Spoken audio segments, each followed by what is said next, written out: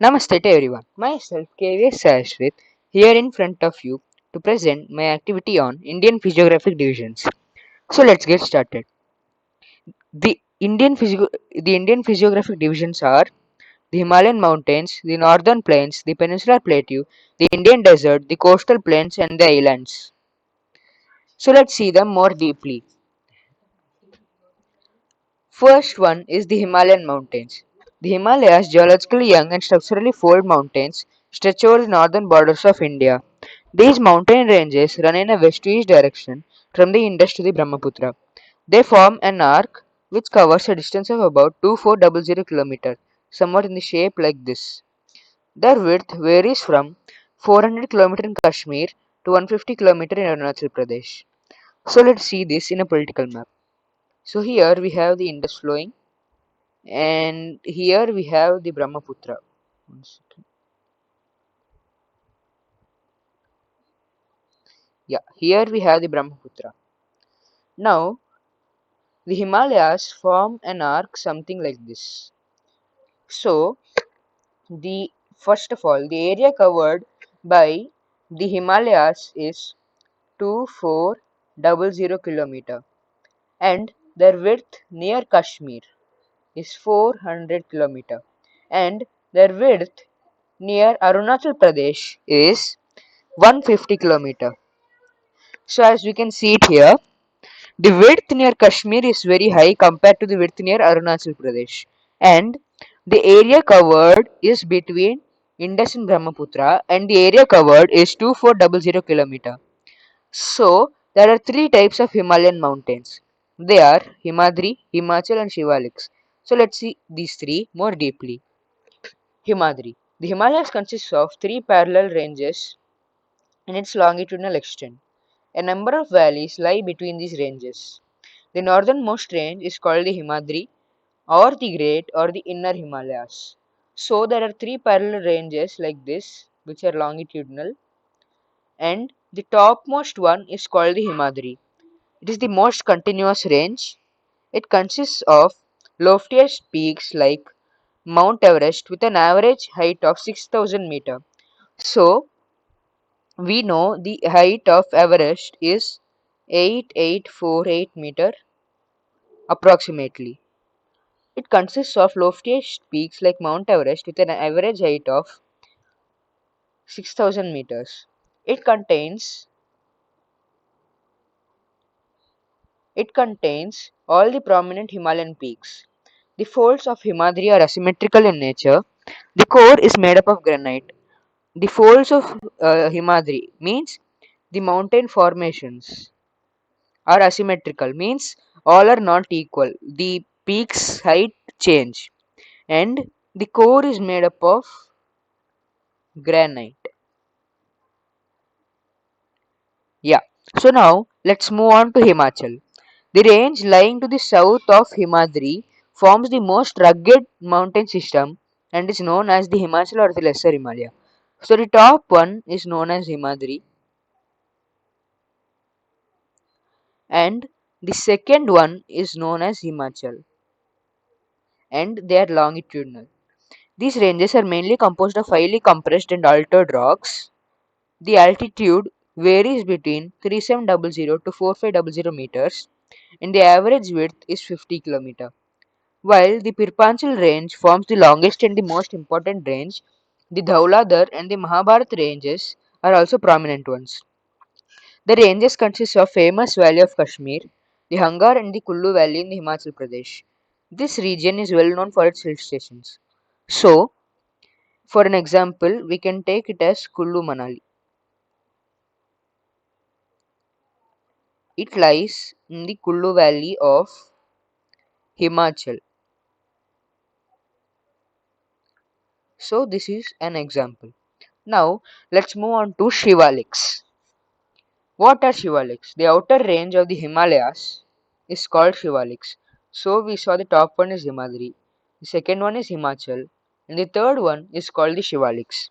They extend over a width of 10 to 50 km and have an altitude varying between 900 and 1100 meters.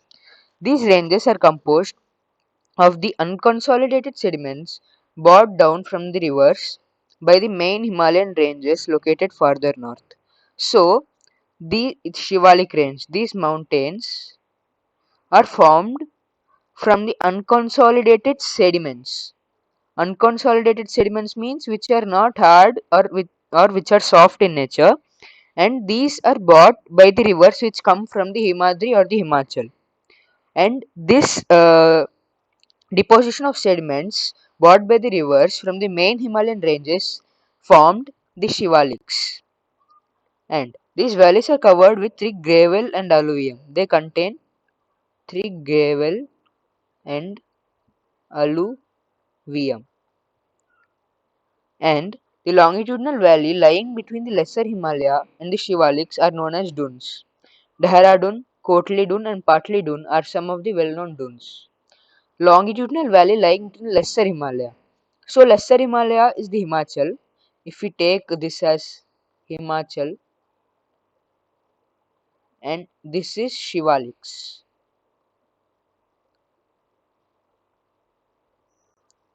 So the longitudinal valley between the Lesser Himalaya and the Shivaliks is known as dunes. So this is a valley which is formed between the Himachal and the Shivaliks. Some examples are Dehradun, Kotli Dun, Patli Dun. So now let's see the latitudinal or horizontal division of Himalaya. Punjab Himalaya, Kumaon Himalaya, Nepal Himalaya and Assam Himalaya. So these names are given on the basis of their location. Yeah. So now let's move on and see what are northern plains. The northern plain has been formed by the interplay of three major river systems, namely the Indus, the Ganga, and the Brahmaputra, along with their tributaries.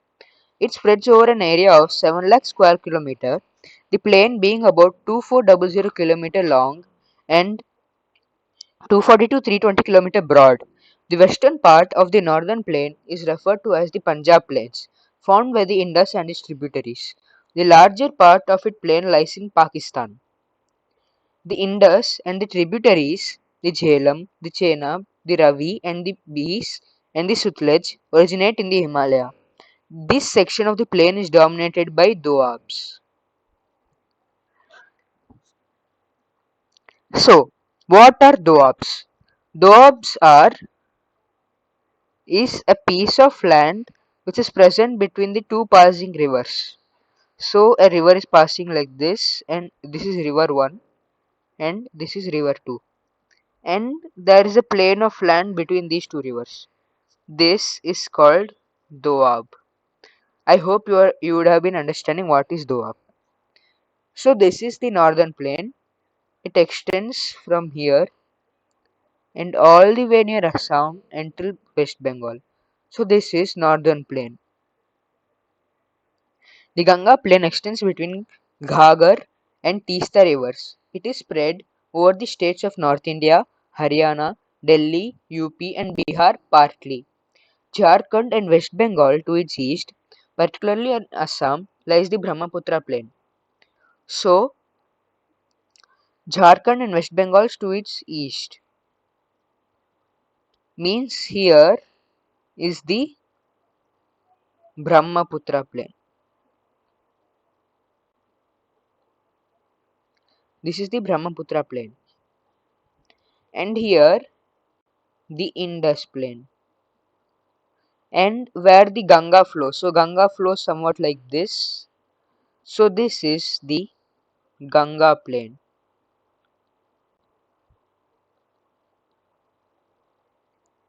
Yeah. The Ganga extends between Ghagar and Teesta rivers. According to the variations of its relief features, the northern plain can be divided into four regions: Bhabar, Tarai, Bhangar, and Khadar. So let's see these four one by one. Bhabar. It is 8 to 16 km in width, lying parallel to the slope of Shivaliks. So if we think this is Shivaliks, it is parallel to the slope, means it's parallel to Shivaliks, and this is called Bhabar. Terai. All streams disappear in the Bhabar belt, means All the rivers which come through the Babar get disappeared in the Terai region. Bhangar. It lies above the floodplains of the rivers and presents a terrace-like feature. Khadar. The newer or younger deposits of the floodplains are called Khadar. So now let's move on to the peninsular plateau.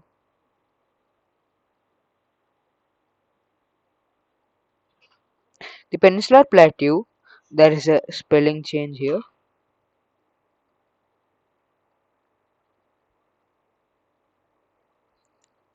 The peninsular plateau is a tableland composed of old crystalline, igneous and metamorphic rocks. It was formed due to the breaking and drifting of Gondwana land and thus making it a part of oldest landmass. The Western Ghats and the Eastern Ghats mark the western and the eastern edges of the Deccan Plateau respectively. So this is the Western Ghats, and here we have the Eastern Ghats. Yeah. So now let's move on to the Western Ghats. What are these Western Ghats? Their average elevation is 900 to 1600 meters. The famous hill stations of Udagamandalam, properly known as Ooty, popularly known as Ooty and Kodaikanal, are located in these Western Ghats. Eastern Ghats. The Western Ghats are higher than the Eastern Ghats, means Eastern Ghats are less in height and their average elevation is 600 meters. Now let's see the coastal plains. The peninsular plateau is flanked by the stretch of narrow coastal strips running along the Arabian Sea in the west and the Bay of Bengal on the east. What is western coast? The northern part of the coast is called the Konkan. So this is Konkan, northern part of the western coast, and the central stretch is called the Kannad Plain, whereas the southern stretch is called as Malabar coast. So Kannad Plain means it is located near Karnataka, and Malabar Plain, which is located near Kerala. Eastern coast. The northern Sarkar, the region between Mahanadi River and the Krishna River. So, Mahanadi River flows somewhat like this, and the Krishna River flows somewhat like this. So, the area between these two is called the northern Sarkar, and the southern stretch is referred to as sorry, the region between the Krishna River and the Kaveri River is called as Coromandel Coast. So this is the Krishna River. Let me write it. And this is Kaveri. So the region between these two is called Coromandel Plain. Yeah. The Chilika Lake is the largest saltwater lake in India. It lies in the state of Odisha to the south of Mahanadi Delta. So this is Mahanadi Delta because Mahanadi gets into the sea here, and Chilika Lake is present somewhat here. Yeah, so here in that area. So this is a picture of western coast of India and the eastern coast of India. Now let's see the islands. The Lakshadweep. The Lakshadweep Islands group lying close to the Malabar coast of Kerala. Earlier they were known as Laccadive, Minicoy and Aminative. The Piti Island, which is uninhabited, has a bird sanctuary. The Andaman and Nicobar. The elongated chain of islands located in the Bay of Bengal extending from north to south is called Andaman and Nicobar Islands. India's only volcano is found on the barren island in the Andaman and Nicobar groups of islands. It is also known as Barren Island Volcano. So this is a map of Lakshadweep. So this is Kavaratti, which is the capital of Lakshadweep. So this is Minicoy. It was known with the name Laccadive, Amunidive and Minicoy before. And this is a map of Andaman and Nicobar Islands. So here we have the barren island. In this island, the only volcano is present, as we saw it in the previous slide. and this is the stretch in the Bay of Bengal, which is known as the stretch of islands in the Bay of Bengal, which is known as Andaman and Nicobar Islands. Thank you.